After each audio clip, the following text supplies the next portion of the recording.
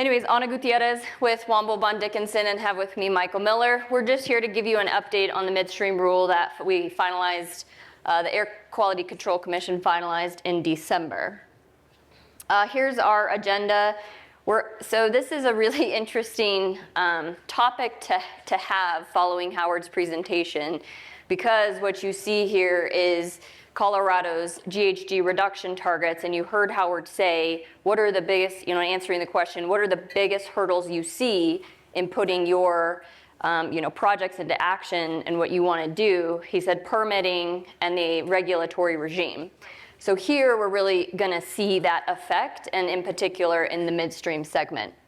So we're going to hit Colorado's reduction targets. What is the midstream fuel combustion emissions rule? The GHG credit auction, which is going to be important to implementation of that rule, current litigation, and then a fee fund rulemaking that's going to tie some of this together. And we'll end with questions. We're just a 20-minute presentation, so we'll be quick and in and out. So these are Colorado statewide GHG reduction targets. I think a lot of you have seen this. Not all of this is new, but they are really, really aggressive targets in the state of Colorado. That screen is a little up there. So we're looking, our next target is 2030. We're looking for a 50% reduction in GHGs. And then we're going all the way out to 2050, looking for a 100% reduction in GHGs off of a 2005 baseline. These are statewide targets, so not industry specific. It will take all of the industries to get there, should we stay on target.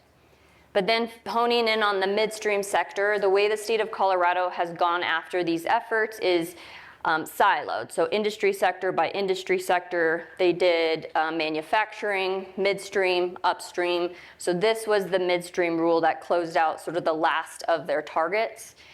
And midstream's obligation is a 20.5% reduction below 2015 levels by 2030. So that's right around the corner, and that's just the start. So this rule, as you'll see and as we'll talk about, is a really, really big challenge. A really big challenge, and that's just the first step to get to 2030. So the first factor I want to put at play here is for midstream, it's strictly midstream fuel combustion equipment. So that in and of itself is a lot of it of a limiting factor, right? So the baseline is just on those midstream fuel combustion, and you can only look to seek your reductions there to be counted against your baseline. It's not your entire facilities. This picture just shows, it's the map of Colorado where most of our midstream assets are. You'll see there's a congregation in the DJ Basin, and then the second largest congregation of midstream assets is here in western Colorado. And then with that, I'm going to pass it to Michael, and he's going to walk you through the midstream rule. All right, thank you very much, Anna. Yeah, so this is going to be a little bit detailed in some of the nitty-gritty facts of the midstream rule, so stay with me. Hopefully it'll be interesting for you guys all, and some of you might be relevant for compliance type issues. So what is it? We have a 20.5% segment-wide reduction, and pretty much kind of related to that electrification talk we had earlier today, pretty much all of that is expected to come through electrification projects, largely converting gas-fired engines and turbines into electric drive motors. So then the way it's implemented is we have company-wide caps. So rather than being a cap of like this facility can only hit X, this facility can hit Y, instead you can do it across your company, and the purpose of that is to try to make it as flexible as possible. Then I'll talk about the front range prioritization area, or FRAPA or FERPA or whatever you want to say for that, and kind of what that's meant to target, and then we'll go on to credit trading and a few other details. So this rule lives in that part in section 7F of Regulation Part B of the AQCC rules. Originally, during the rulemaking process, the Air Pollution Control Division wanted to target a 22% reduction. Industry and other groups were able to kind of say that's not required under the statute. It ended up being a 20.5% reduction in the rule, plus a little bit of buffer built in based on some companies that might have had not reflective baselines that are built into kind of what their emissions limit is. Okay, so what does that do on the ground exactly? When we say a 20.5% reduction, we're talking about a 2015 baseline. So if you look at that number, it's basically 5 million tons of CO2e. You subtract 20% of that, and you basically get to the 4 million tons target for 2030. As you can see in 2021, it was at about 4.5 million tons. So that looks like it's kind of halfway there, but we also think that 2021 was probably affected still by the COVID downturn, and so that might not be reflective, and it's a pretty big path going forward to get all the way to the 2030 target for this segment. As you can see on the bottom, there's 274 total effective facilities, so it's quite a large number on that map that Anna showed to start. Okay, and so then we're talking about the company-wide caps. As you can see, basically, the way it works is that the sum of the company-wide caps across the entire segment is meant to, when you add those all up, hit the 2030 target of about 4 million tons of CO2e, and that's all from basically combustion emissions. And then in the rule, there are also kind of flexibilities built in for being able to, let's say that your cap is built on what kind of group of emission sources you had in 2021, but then you sell or buy a big portion of assets, you shouldn't be stuck with your kind of baseline cap that you had before. So there's a kind of provision in for being able to sell in the meantime. Other key parts of it, there are key successes in the rulemaking is, like I said, no facility-specific caps, so there is some flexibility built in there. That was the purpose. No DIC, no disproportionately impacted specific caps. And then there's also no interim targets. Some people proposed during the rulemaking that, hey, you should have to hit a reduction by 2025 or 2028. And basically with electrification projects that are super long lead time, that's just not workable. So we'll go on next. Okay, so this is about the Front Range Prioritization Area. And that was a way to try to address disproportionately impacted communities. The goal is to say, I think we had a question maybe earlier in one of the panels about how in the West Slope, DICs can sometimes be a massive square mile area and have maybe 40 people living in it or something like that, and they're far away from where these facilities are. This is meant to target the reductions so that they kind of occur in the Front Range area and serve a dual purpose of addressing the ozone non-attainment through the NOx precursors that come from combustion emissions, while at the same time maintain the flexibility so you can get your reductions in either the Front Range, if you're a company that has Front Range facilities, or in anywhere else that's a DIC if you have both Front Range and facilities that are elsewhere in the state.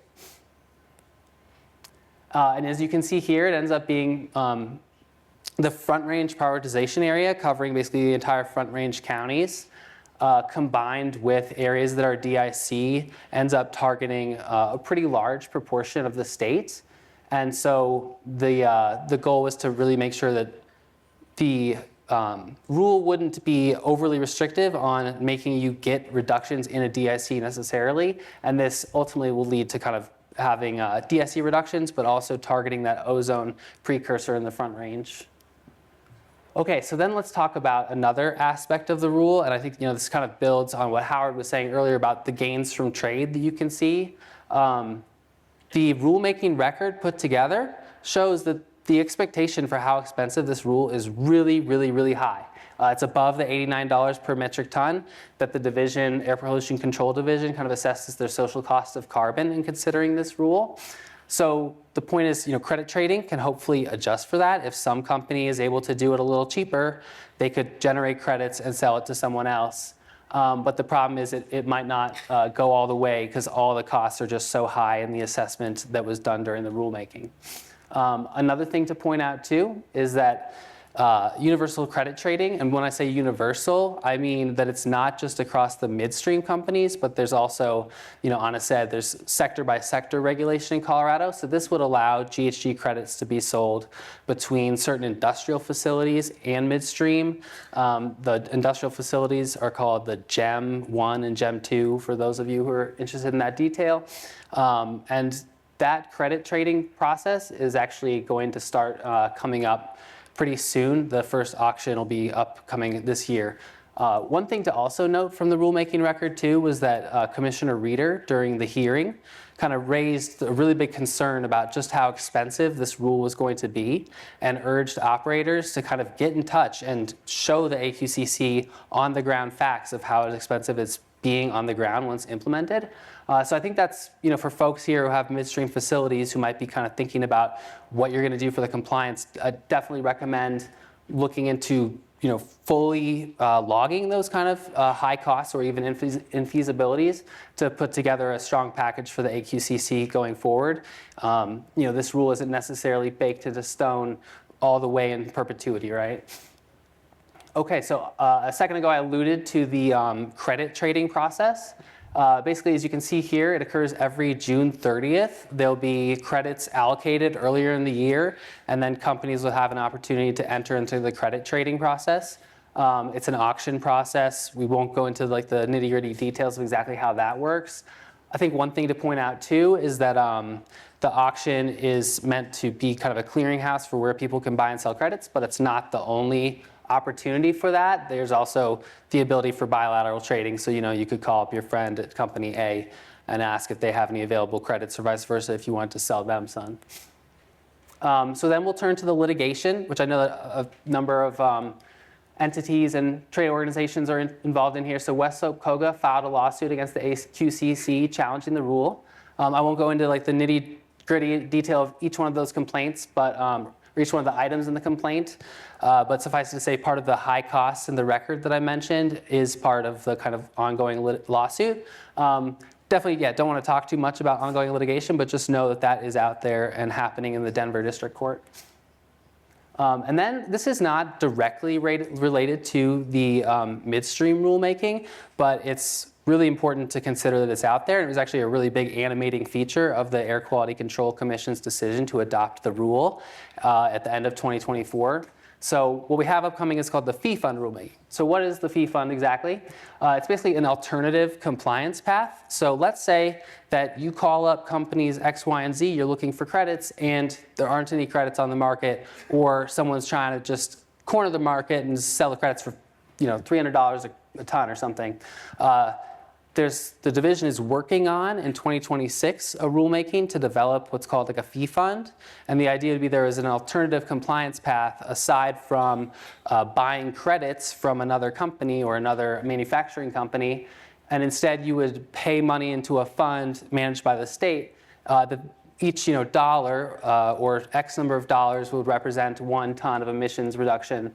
We see this as like another key flexibility that's really important to add on to it. And we'll stay tuned for the 2026 rulemaking in that. I'd also recommend that to the extent you are a company that's regulated under the midstream rule, that this is something you should pay really close attention to kind of ensure you have that strong alternate compliance path. And then I think we have, we're hitting right on time for questions you might have.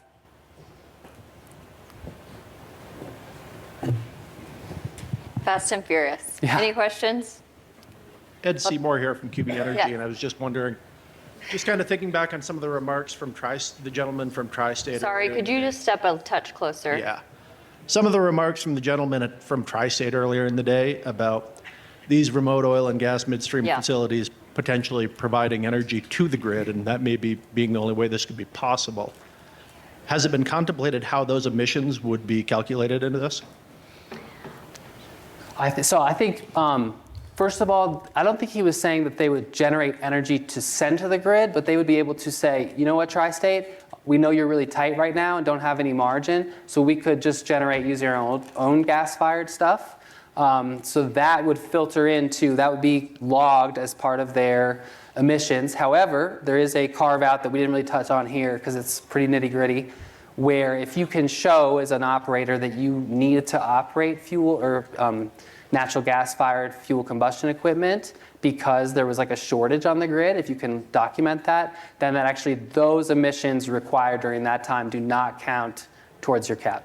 Okay. So we drafted in force majeure provisions because we had those conversations with utilities, and they're saying, we don't know if we're ready for you, or we might not be ready all the time. And so we communicated that to the division. It's an imperfect solution, and it's challenging, and obviously we'll see how it plays out, but it was definitely considered. Thank you. Other questions? All right, break time, go network. Thank you.